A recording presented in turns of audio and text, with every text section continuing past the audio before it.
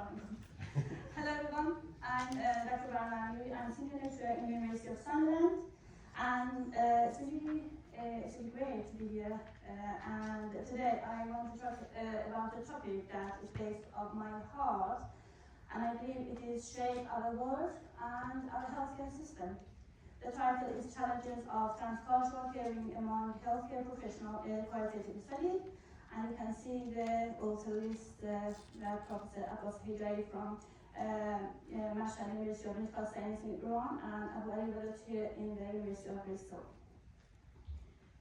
So, today, definitely we know that we are living in a multicultural society. You can see that, especially as a nursing, we can see people with different culture, with different languages, and it is something that's happening in this world. Now we are living that the borders are more fluid. Now we can't say that this makes, because of this globalization, because of the education, we have lots of international students that coming to the UK. That is the second country in the world that we are taking the international students, and the employment mobility. We have 30% at least of the nurses that are from different countries, and international migration that is really popular because of all this conflict that's happening in this world.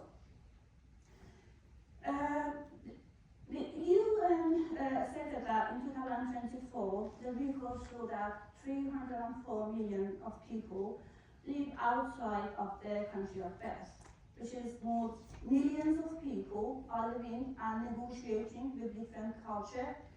And they wanted to adopt it and adjust it and integrate it to new culture. However, it is much more complex than moving to new country, because sometimes when you are in the same country, you might have different culture. Defining a culture is really hard, because sometimes you are in the same context, you could find a different culture. When you are different, it means that your culture is different. So it is really hard. And what exactly can make more difficult and complex is about healthcare professionals, for nurses, how we could deal with this different complexity, because we suppose we have to make a holistic and integrated care for patients, and so we need to make us ready to prepare ourselves with this diversity that day by day is increasing.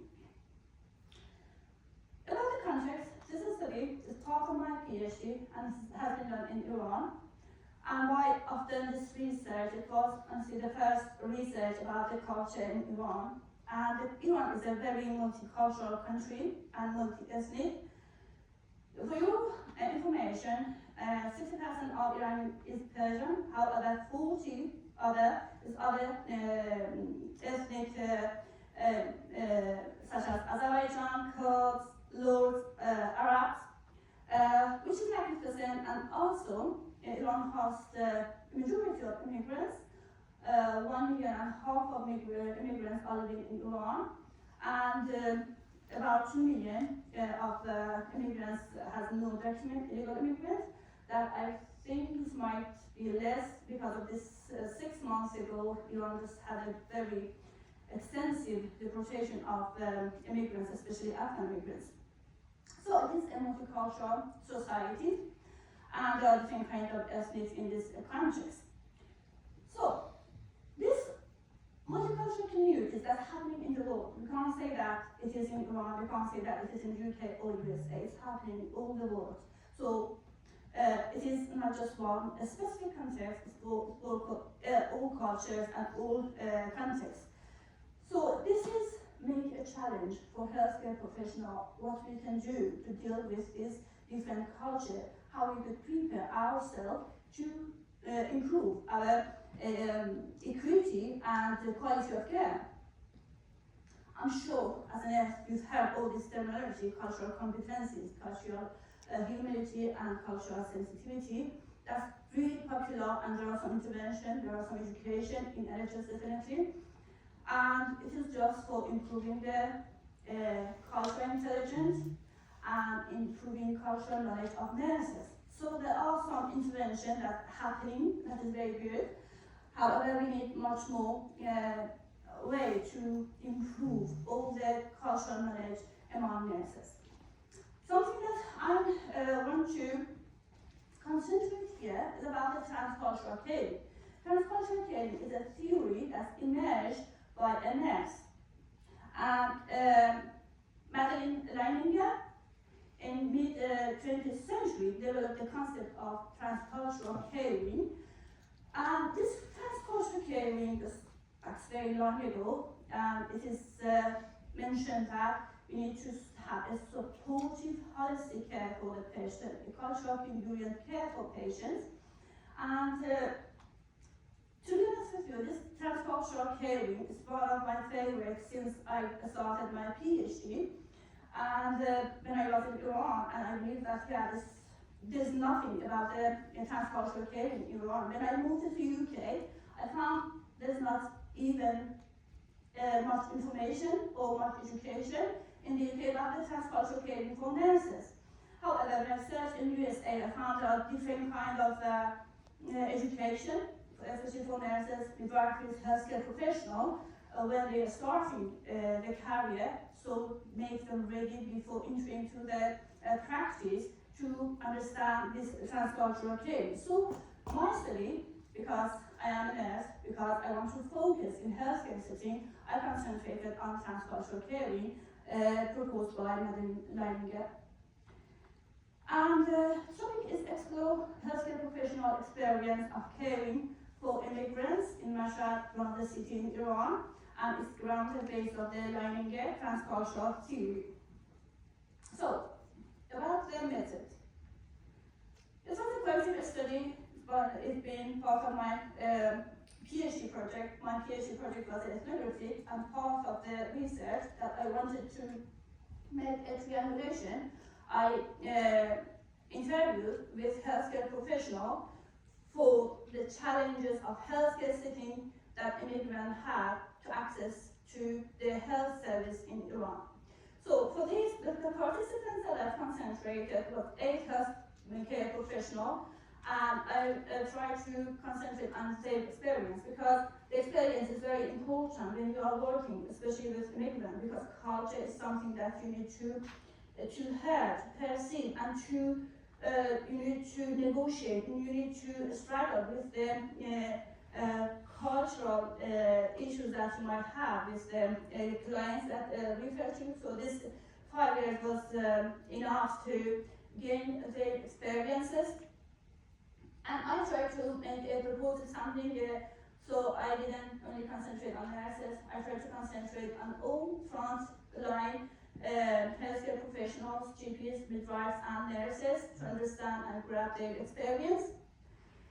And for these reflections, so definitely we had some interviews with, it was hard to find a time for interview for GPs definitely, and nurses and midwives. So we tried to find this in clinics. So the interview recorded 45 minutes to 1 hour, and the main concentration was what challenges have you had when you are caring or when you have connecting with the immigrants. So the interview was recorded. We tried to concentrate on body gestures and poses, non-verbal activities. Everything has been recorded. My ethnography studies was different kinds of method that I applied. It was observation, it was interviews, and it was a focus group. So for this, I just tried to concentrate on these interviews that I had with the healthcare professionals.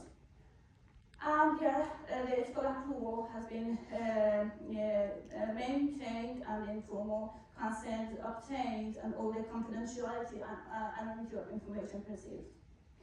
Data analyzed by semantic analysis by 6 stages of Brown and Cross. And then what was the result? About the participants, let me give you some information about the participants. So the participants were 3 GPs. I concentrated on 3 different clinics in areas that mainly immigrants reside in these areas. So mainly those areas are in suburb and poor areas, and these clinics are much, about 90%, 80 to 90% of the refers are from the immigrants. So I've concentrated on these 3 clinics, and from these 3 clinics, we had 3 GPs, 2 midwives, and 3 nurses. And their experience, so their experience was between 8 to 20 years. It was long enough to grab the information, especially the GPs had a long engagement with these immigrants, and the age between 29, so we had varies of the age group between the young to the 57 senior, and we have half male and half female in this group. What we found, the thing that emerged for this is about the first communication barrier. Essentially, this was really obvious that we might have this communication barrier, missing appointment regarding to the population that we concentrated, mistrust, and the cultural personal traits. Okay, if you look at this table, I'm concentrating on the themes of the communication barrier, so I have some sub-themes that I want to talk about it, and some quotation of these. So, communication barrier definitely is one of the issues that in any place we might have with people with different language and different culture. Is communication barrier is really obvious, because mainly there's barrier to understand what exactly they are telling us. However, the other things that I found in the studies about the interpretation of sign and symptom, and it was new for me, because they believe that the patient says something, maybe the same language, but how they define the sign and symptom is different. So if you just look at this quotation, that nurse participant 7 said that a patient kept telling us that his back felt loose, and he just asking further information what I can do. At first we didn't understand what he meant, and he was too embarrassed to explain. After a few sessions, we finally realized he was talking about low libido. So it's very important to understand when you are working with people that have different culture, what exactly they express, the different sign and symptom of a disease. Or so it is find out one of the barriers for the communication barrier. The other thing that we emerged is the missing appointment. So this missing appointment, we have 3 sub-themes: immigration status, low information, and financial challenges. We are really important to, when we are working with an immigrant or asylum seekers. I have a publication about this as well, especially for the people that are really marginalized, such as women. They might have scared to refer to us or even talk about the challenges because of the immigrant status, because they're scared to be referred to the Home Office. So for my study, one of the issues was that they had some challenges for this immigrant status. However, the situation in Iran is much worse, because the patient is not supported by the government, they are undocumented. So one of the quotations that I hear about is immigration status. A patient with glaucoma came to me, the GP. I told him to go for surgery quickly because it was it was a kind of maybe a story that I just remember, and it was really serious. But the hospital refused because he was an illegal resident. It came back to me, and honestly, I didn't know what to do. It put me in a real dilemma. It is not just about the patient, it's about the healthcare professional. It's the kind of ethical issues that a healthcare professional might have. What can I do? How I can help? If the government, that person have some challenges based on the government rules, however, as a healthcare professional, as a doctor, as a nurse, I want to help because it is caring, it's based on us. So it would be kind of challenging for the healthcare professional. And low information, when you are immigrant, when you are foreigner, you might have low information, you might not really integrated at that culture, you don't know how to seek help, how to ask people. So one of the challenges that our participants mentioned that they don't know how to take help, they don't know where they can start and how and where they can refer to. And financial challenges, definitely the financial challenges is one of the issues that we might have, especially for immigrants. However, in Iran it's much more severe because the people have not, they're not allowed to have a job. So without job, definitely, and as well there's no insurance, and the price is much more than Iranian counterparts. So the financial challenges is one of the challenges that they might miss in the appointment. So, come back to the other two things that I mentioned, mistrust and cultural personal trait. The mistrust, so one of the things that I mentioned is discontinuity of care due to doctor turnover. So it is really culture-based, it is very context-based. I just want to prepare further information because at least in Iran, there are different kinds of doctors and different kinds of specialists. In the UK, everything is really integrated. But when you have more choice, they feel that, okay, I want to choose this doctor. No, it's not good. I want to change the other one, and the other one, and the other one. So if you just look at this quotation, the GP said that when concern with immigrant patient is follow-up, they come to me, get some medicine, but don't finish it. Then they go to another doctor, and then another doctor, and a small problem turns into a big complication. And the GP said that I had a patient with a very small infection, came to me, I gave him some antibiotics, and unfortunately they just used the antibiotics as a PRN, and then it wasn't effective, they just changed the doctor, and changing frequently doctor makes the situation, a very small infection, a very severe condition. And the fourth thing is about cultural personal trait. Cultural personal trait, so it's really context-based, it really depends on the people that are working. But in my study, that mainly I concentrated on Afghan and Iraqi immigrants that are really popular in Iran. I found these four things based off the healthcare professional expressions.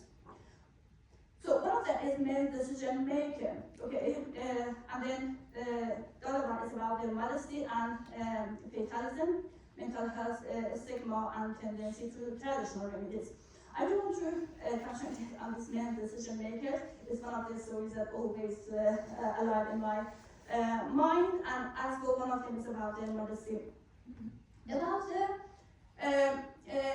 modesty, the midwife said that a woman in her 60s came to me and had some irritation, very agitated, and the midwife just explained that I asked the patient to let me to have some internal examination. She refused and said that I never let anyone to see me.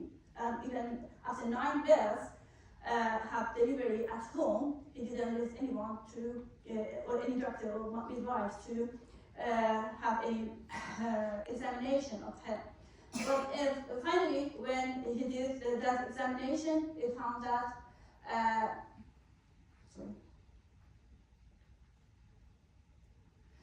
they found that she was too shy. They found that the complete uterine prolapse for that lady is really annoying, and even the midwife said that how you could work with this condition.